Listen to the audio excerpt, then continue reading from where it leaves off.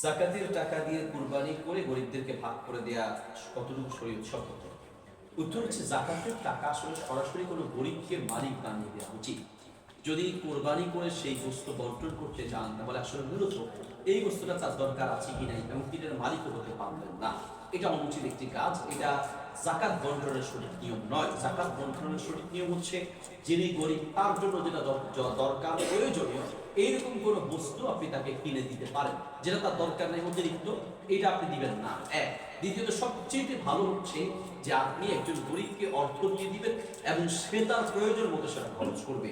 তাহলে জাকাতটা এভাবে আদায় করা উচিত।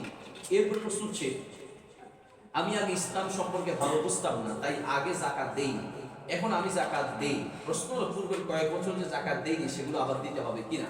উত্তর হচ্ছে হ্যাঁ। আপনি আগে ইসলাম সম্পর্কে জানতেন না, এই জন্য জাকাত দেন নাই, বা ইসলামের প্রতি আপনার সে আকর্ষণ ছিল না, পূর্বে যে জাকাত দেন নাই, এখন আপনি জাকাত সম্পর্কে যদি বুঝতে পেরেছেন তাহলে আপনার এখন জাকাত দিতে হবে। আপনি পূর্বে যে কয়েক বছর জাকাত দেননি সেই কয়েক বছরের জাকাত এখন দিবেন। এটাই হচ্ছে আপনার জন্য সবচেয়ে উত্তম প্রতি বছরের হিসাব। যদি আপনি সেই বছরগুলোতে জাকাতের মালিক আপনি হয়ে থাকেন, অর্থাৎ জাকাতের নেশা পরিমাণ মালিক যদি আপনি হয়ে থাকেন, তাহলে পূর্বের গুলো হিসাব করে এখন আপনি জাকাত দিয়ে দিবেন। এরপর প্রশ্ন হচ্ছে,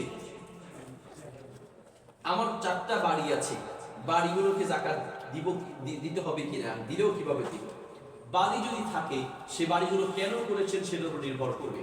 একটা হচ্ছে যে আপনি বাড়ি করেছেন, বাড়ির ভাড়া দিয়ে আপনি চলবেন বা ভাড়াটা আপনি নেবেন, তাহলে বাড়ির যে ভাড়া পাবেন সেই ভাড়ার উপরে, সেই ভাড়ার টাকার উপরে জাকাত আসবে, অর্থাৎ বাড়ির মূল্যের উপরে জাকাত আসবে না। কিন্তু আপনি যদি বাড়ি করে থাকেন যে একটাতে আপনি থাকবেন বা দুইটাতে আপনি থাকবেন, আপনার ফ্যামিলি থাকবেন, আর বাকি দুইটা আপনি পরবর্তীতে বিক্রি করে ফেলবেন, যদি বিক্রির উদ্দেশ্যে বাড়ি করে থাকেন, বাড়ি ক্রয় বিক্রয় করার যে আপনি এই নিয়তে করে থাকেন যে বাড়িটা আপনি বিক্রি করবেন, তাহলে আপনার ওই বাড়ির মূল্যের উপরে জাকাত দিতে হবে। আর যদি বাড়ি শুধুমাত্র নিজে বা নিজের বাচ্চারা থাকার জন্য করে থাকেন তাহলে জাকাত লাগবে না। যেটা ভাড়া দিবেন সেই ভাড়ার টাকার উপরে জাকাত দিতে হবে। এরপর প্রশ্ন হচ্ছে, হুজুর আমাদের একটি বাড়ি 6 তলা, যার 1 তলা আমরা থাকি, বাকি 5 তলা ভাড়া দেই, এখন আমাদের কি বাড়ি জাকাত দিতে হবে? উত্তর হচ্ছে, বাড়ির যেহেতু আপনারা ভাড়া দিচ্ছেন আর নিজেরা থাকতেছেন, তাহলে ওই বাড়ির ভাড়ার উপরে জাকাত আসবে, বাড়ির মূল্যের উপরে জাকাত আসবে না। যত কোটি টাকাই হোক না কেন বাড়ির মূল্যের উপরে জাকাত আসবে না, বরং বাড়ির যেই ভাড়াটা আপনি দিচ্ছেন ওই ভাড়া বাবদ যা পাচ্ছেন বছর শেষে ওই ভাড়ার উপরে জাকাত আসবে। এরপর প্রশ্ন হচ্ছে, হুজুর আমার একটি দাবি বাইক আছে এবং প্রাইভেট কার আছে, এই ক্ষেত্রে আমার এই গাড়ি জাকাত দিতে হবে কিনা?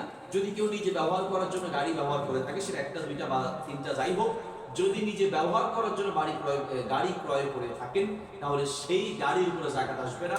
যারা গাড়ি ক্রয় বিক্রয় করেন, অর্থাৎ গাড়ি ব্যবসায়ী বা গাড়ি বিক্রয় করে থাকেন, বা আপনি কিনেছেন যেটা বিক্রি করবেন, এখন কিনেছেন দাম ভালো পেলে বিক্রি করবেন, এরকম ব্যবসার উদ্দেশ্যে যদি গাড়ি নিয়ে থাকেন তাহলে সেই গাড়ির মূল্যের উপরে জাকাত আসবে।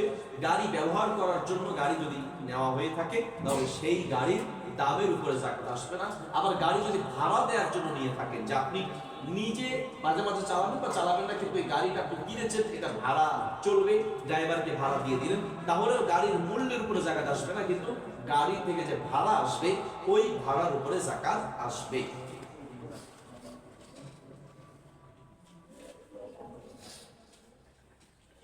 এরপর প্রশ্ন হচ্ছে, যারা জাকাত পাবে না, যাদেরকে জাকাত দেওয়া যাবে না, তারা কারা? উত্তর হচ্ছে, যারা ধনী তাদেরকে জাকাত দেওয়া যাবে না। যার নিজের চলাফেরার মতো টাকার পাশাপাশি অতিরিক্ত টাকা জমা আছে, নিজেরা যা খান চলতে পারেন, কোনো অভাব নেই, অতিরিক্ত টাকা জমা আছে, তাদেরকে জাকাত দেওয়া যাবে না। নবী সাল্লাল্লাহু আলাইহি ওয়াসাল্লামের বংশের কাউকে জাকাত দেওয়া যাবে না। রাসূল সাল্লাল্লাহু আলাইহি ওয়াসাল্লামের বংশের কাউকে জাকাত দেওয়া যাবে না। নিজের আসল এবং ফুরু যেটাকে বলে, অর্থাৎ উপরের দিকে মা বাবা, তার মা বাবা, তার মা বাবা, দাদা দাদি, নানা নানি, এইভাবে উপরের দিকে যারা আছেন তাদেরকে আসল বলে, তাদেরকে জাকাত দেওয়া যাবে না। নিজের ছেলে মেয়ে, নাতি পুতি, নিজের ফুরু যেটা, এদেরকে জাকাত দেওয়া যাবে না। এছাড়া কোরআনে যাদেরকে গরিব, মিসকিন, তারপরে ফি সাবিলিল্লাহ, আল্লাহর রাস্তায় যারা রয়েছেন 8টা ভাগ আছে, এদেরকে জাকাত দেওয়া যাবে। এক কথায় ধনী যারা তাদেরকে জাকাত দেওয়া যাবে না। নিজের আত্মীয় স্বজনের মধ্যে অন্যদেরকে জাকাত দেওয়া যাবে। মা বাবার ঊর্ধ্বতন যারা আছেন তাদেরকে জাকাত দেওয়া যাবে না। ছেলে সন্তান এবং নিচের যারা আছেন তাদেরকে জাকাত দেওয়া যাবে না। আচ্ছা, এরপর প্রশ্ন হচ্ছে, শেখ জাকাতের হিসাব কিভাবে করবে? জাকাতের হিসাব করতে হবে আপনার অবস্থার আলোকে, অর্থাৎ আপনি যদি ব্যবসায়ী হয়ে থাকেন তাহলে এক সিস্টেম, আপনি যদি চাকরি করে থাকেন তাহলে এক সিস্টেম, সবচেয়ে উত্তম হচ্ছে সিস্টেম এক সিস্টেমে আমি মোটামুটি অনেকগুলো পদ্ধতি একসাথে বলে দিতে পারি। সেটা হচ্ছে প্রতি বছর আপনি একটা সময় নির্ধারণ করবেন, যখন আপনি নেশাব পরিমাণ মালের মালিক হবেন। আমাদের দেশের মানুষ সাধারণত রমজান মাসকে জাকাত দেওয়ার জন্য নির্ধারণ করে, কারণ সহজ হয়, রমজান মাস বলে মনে থাকে। তো রমাদান মাসে আপনি এই রমাদানে জাকাত দিলেন, আগামী রমাদান আসলে আপনার কাছে যত টাকা থাকবে টোটাল টাকার জাকাত আপনি দিয়ে দিবেন। সেখানে কোনোটা অগ্রিম হতে পারে, কোনোটা একটু পরে হতে পারে। পরের বছর আবার রমাদানে আপনি জাকাত দিয়ে দিবেন। প্রতি বছর একটা নির্দিষ্ট সময়ে যত পরিমাণ টাকা থাকবে সব পরিমাণ টাকার জাকাত আপনি দিয়ে দিবেন। তাহলে আর কোন টাকা কোন মাসে আপনার অর্জন হলো এটার প্রয়োজন হবে না।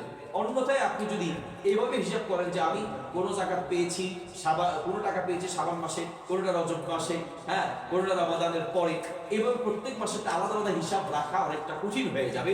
এই জন্য বছরে একটা নির্দিষ্ট টাইম ঠিক করে ওই টাইমে যত টাকা আসবে টোটাল টাকার জাকাত দিয়ে দিবেন। পরের বছর আবার ওই টাইমে টোটাল টাকার জাকাত দিয়ে দিবেন, যা টাকা থাকবে টোটাল হিসাব করে জাকাত দিয়ে দিবেন। তাহলে এইভাবে হিসাব করাটা খুব সহজ হবে। বাকি আপনার বছরের মাঝখানে কথা রমজানের আগের এক মাস আগে শাবান মাসে আপনি অনেকগুলো টাকা পেলেন, আপনার জায়গা বিক্রি হতে পারে, আপনার অন্য কোনো সোর্স থেকে আপনার মুরসি বা আপনার ওয়াইজ সূত্রে আপনি কিছু জায়গা পেলেন, টাকা পেলেন, ওই টাকাটা শাবান মাসে পেয়েছেন। আপনি চাইলে এই টাকাটা এই রমাদানে না দিয়ে পরের শাবান মাসে দিতে পারেন, অসুবিধা নাই, জায়েজ আছে। কিন্তু হিসাব রাখার অনেক ক্ষেত্রে কঠিন হয়ে যায়। শাবান মাসে কতটুকু পেলেন, রজব মাসে কতটুকু পেলেন, মুহররম মাসে কতটুকু পেলেন, হিসাব করা কঠিন হয়ে যাবে। এই জন্য যে এক মাসেই যদি আপনি টোটাল টাকার উপর জাকাত দেন, তাহলে পরের বছর আবার ওই মাসে দিবেন, এবং হিসাব রাখাটা সহজ হয়। এরপর প্রশ্ন হচ্ছে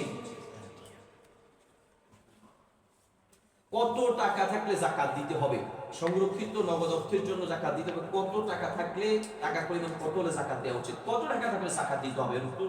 এর উত্তর হচ্ছে 7.5 ভরি স্বর্ণের দাম অথবা 52.5 ভরি রূপার দাম যার কাছে থাকবে, এবং সেই দামটা বা সেই টাকাটা যদি এক বছর ঘুরে আসে তাহলে তাকে জাকাত দিতে হবে। 7.5 ভরি স্বর্ণ আছে তাহলে জাকাত দিতে হবে, অথবা 7.5 ভরি স্বর্ণ নাই কিন্তু 7.5 ভরি স্বর্ণের দাম আপনার কাছে আছে, অথবা 52.5 ভরি রূপা আছে, কিংবা 52.5 ভরি রূপার পরিমাণ যে টাকা আসে সেই টাকাটা আপনার কাছে আছে, এবং সেই টাকা এক বছর ধরে আপনার কাছে ছিল, তাহলে আপনি নেশাব পরিমাণ মালের মালিক, আপনাকে জাকাত দিতে হবে। বর্তমান হিসেবে এই বছর যদি আমরা কাউন্ট করি তাহলে স্বর্ণের ভরি চলতেছে মোটামুটি 1.5 লক্ষ টাকা করে। যদি 1.5 লক্ষ টাকা করে আমরা ধরি, অবশ্য পুরাতন স্বর্ণের দাম আরো কম, তো যদি আমরা 1 লক্ষ টাকা করে ধরি তাহলে আসলে 7.5 ভরিতে 7.5 লক্ষ টাকা। 1.5 লক্ষ টাকা করে এক ভরি ধরলে তাহলে 7.5 ভরির দাম যা আসে ওই পরিমাণ টাকা যদি আপনার কাছে মোটামুটি থাকে, মানে মূল কথা হচ্ছে যে মোটামুটি 9 থেকে 10 লক্ষ টাকা যদি আপনার কাছে থাকে স্বর্ণের হিসেবে, আর এটা এক বছর ঘুরে আসে, তাহলে আপনার উপরে জাকাত দেওয়া ফরজ। আর যদি রূপার হিসেবে ধরি তাহলে 1000 টাকা করে যদি রূপা ধরি তাহলে 52.5 ভরি রূপার দাম আসবে 52,500 টাকা। 52,500 টাকা যদি ঘুরে আসে এক বছর, তাহলে জাকাত দিতে হবে।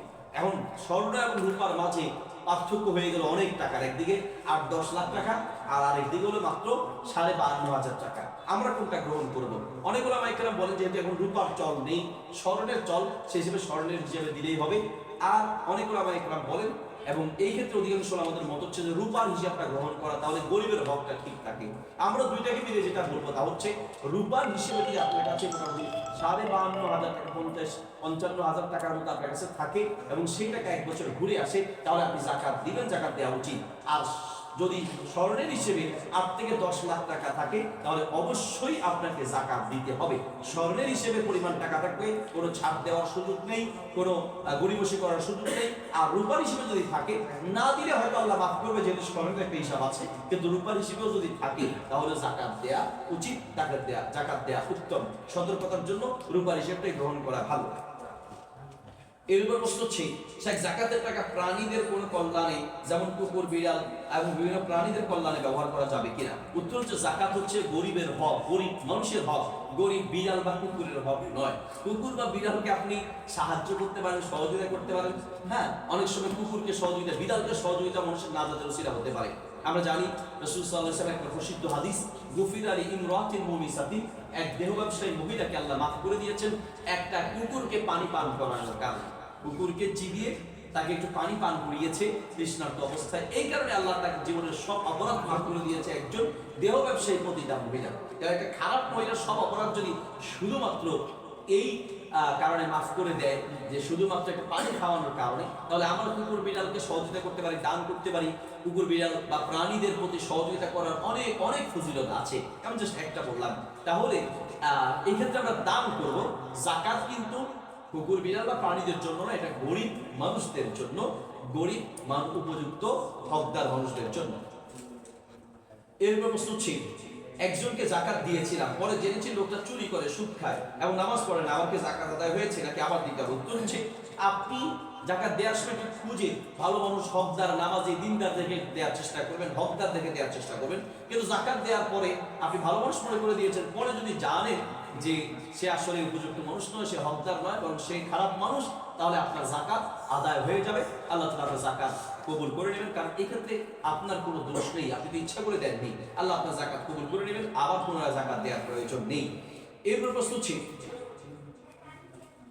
শিশু এবং পাগলের সম্পদের মধ্যে জাকাত দেওয়া উচিত কিনা, এটা নিয়ে আমাদের মাঝে মতভেদ রয়েছে। কেউ বলেছেন দিতে হবে, আর কেউ বলেছেন দিতে হবে না। কারণ শিশু এবং পাগল মানসিক রোগী যারা, রাসূল সাল্লাল্লাহু আলাইহি ওয়াসাল্লাম বলেছেন, রুফিয়াত কলামান সালাস আনিন নাইম হাত্তা ইয়াস্তাইকিযা ওয়া আনিস সাবি হাত্তা ইয়াহতালিমা ওয়া আনিল মাজনুনি হাত্তা ইয়াতুহা। কোনো পাগল পাগলি এবং শিশু বাচ্চার উপর শরীয়তে কোনো বিধান নাই। এই হিসেবে অনেকে দেওয়ার কথা নিষেধ করেন, আবার কেউ বলেন যে না, দিতে হবে। দুই মত মিলিয়ে বিশুদ্ধ মত এবং গ্রহণযোগ্য মত হচ্ছে, শিশু অথবা পাগল যদি কারো আন্ডারে থাকে, আর শিশু এবং পাগলের বা মানসিক রোগীর যদি সম্পদ জাকাত পরিমাণ থাকে, তাহলে যার দায়িত্বে থাকবে তিনি শিশু এবং ওই মানসিক রোগীর পক্ষ থেকে জাকাত আদায় করে দিবেন। সতর্কতাবশত এই মতটাই সবচেয়ে বেশি গ্রহণযোগ্য। এরপর প্রশ্ন হচ্ছে, সৎ মা বা সৎ বাবাকে জাকাত দেওয়া যাবে কি না? উত্তর হচ্ছে, সৎ মা বা সৎ বাবা এনাদেরকেও জাকাত দেওয়া যাবে। কারণ সৎ মা বাবা আপনার অধীনস্থ নয়। সৎ মা বাবাকে আপনি তাদের খরচ চালানো, আপনার উপরে ভরণ পোষণ দেওয়া আপনার উপরে আবশ্যক না, নিজের মা বাবাকে ভরণ পোষণ দেওয়া আবশ্যক। সেই হিসেবে সৎ মা বাবাকে চাইলে, সৎ মাকে বা সৎ বাবাকে চাইলে আপনি জাকাত দিতে পারবেন।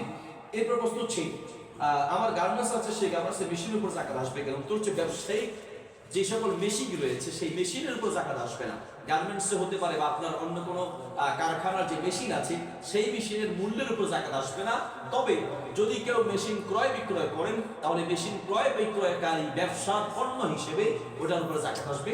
এমনিতে সাধারণ অবস্থায় মেশিনের উপরে জাকাত আসবে না। যদি আপনি মেশিন ক্রয় বিক্রয় না করেন, কারখানা বা গার্মেন্টসে আপনি মেশিন দিয়ে অন্য কিছু উপার্জন করছেন, কাপড় সেলাই করছেন, কাপড়ের ব্যবসা করছেন, মেশিনের ব্যবসা আপনার নয়, তাহলে আপনার সেই মেশিনের মূল্যের উপরে জাকাত আসবে না। ঠিক এমনি দোকানের যে সকল তাক আছে, কোনো দোকানে আপনি তাক আছে ইত্যাদির উপরে যে জাকাত যেই দাম আসে, যে দোকানের তাক অথবা দোকানের গ্লাস, দোকানের যে সকল আসবাবপত্র আছে এগুলোর উপরে জাকাত আসবে না। দোকানে যেটা আপনি বিক্রি করবেন সেই বিক্রির মূল্যের উপরে আপনার জাকাত আসবে।